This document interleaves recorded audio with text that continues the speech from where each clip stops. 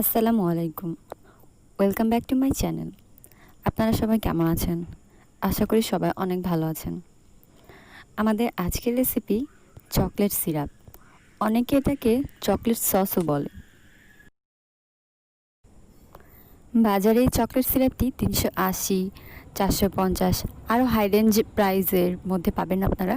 কিন্তু ঘরে খুব সামান্য কয়েকটি উপকরণ দিয়ে আর খুবই অল্প সময়ে এই চকলেট সিরাপটি আপনারা তৈরি করতে পারবেন।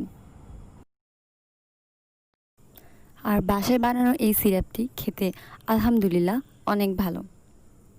আর আপনারা যারা এখনও আমার চ্যানেলটি সাবস্ক্রাইব করেননি তারা প্লিজ সাবস্ক্রাইব এবং লাইক কমেন্ট শেয়ার করে আমাদের সাথে থাকবেন।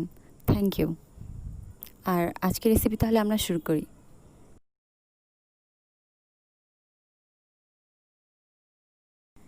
একটা হাঁড়িতে দুধ নিচ্ছি 1 কাপ।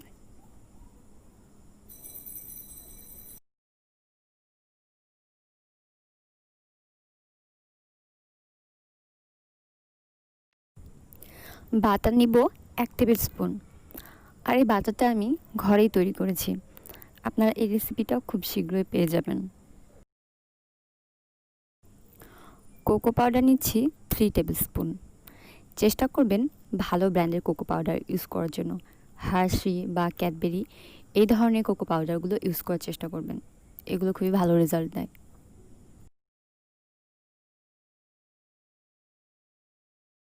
হিটটা মিডিয়াম থাকবে।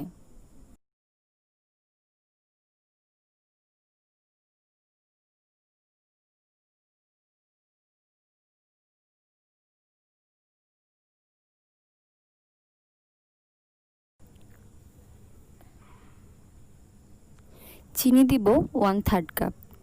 এটা যার যার প্রিফারেন্স ওয়াইজ, আপনারা যে যেমন মিষ্টি পছন্দ করেন সে সেরকম ব্যবহার করবেন। কর্নফ্লাওয়ার 1 টেবিল স্পুন দিচ্ছি।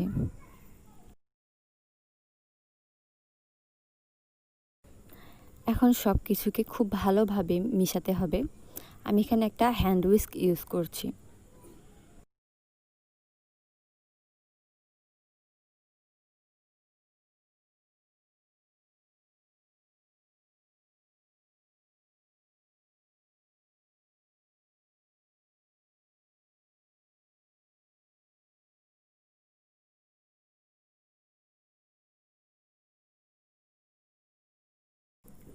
সসটা হয়ে আসছে। এখন একটু পাতলা দেখাচ্ছে, কিন্তু এটা যখন ঠান্ডা হয়ে যাবে তখন আরও ঘন হয়ে আসবে। এই অবস্থায় একটু বুঝে নামাতে হবে। আর আমি যেহেতু ফ্রিজে রেখে সংরক্ষণ করব, তো তখন আরও ঘন হয়ে আসবে। তো আমি আর 1 মিনিট পরে এটা নামিয়ে ফেলবো।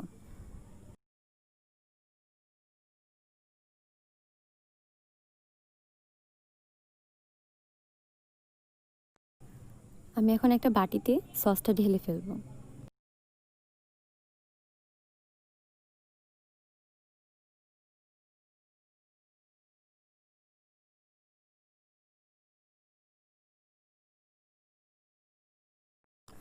দেখতে পাচ্ছেন কনসিস্টেন্সিটা কেমন হয়েছে।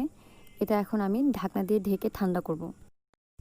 খোলা রেখে ঠান্ডা করলে সরের মতো একটা আস্তরণ পড়ে যাবে। আর এই অবস্থায় ফ্রিজে রেখে ঠান্ডা করার প্রয়োজন নেই।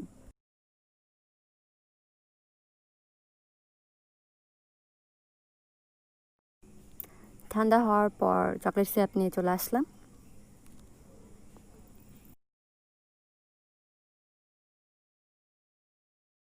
যেহেতু এটা ঘরে তৈরি করা আর কোনো প্রিজারভেটিভ ইউজ করা হয়নি, তো বেশি দিন ইউজ করাটা ঠিক হবে না। আমরা ফ্রিজে রেখে 7 থেকে 8 দিন ইউজ করাটা বেটার।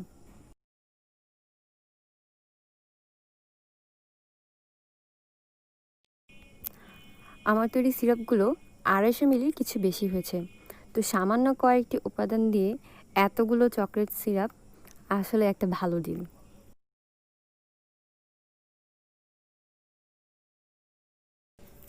আশা করি আপনাদের ভালো লেগেছে।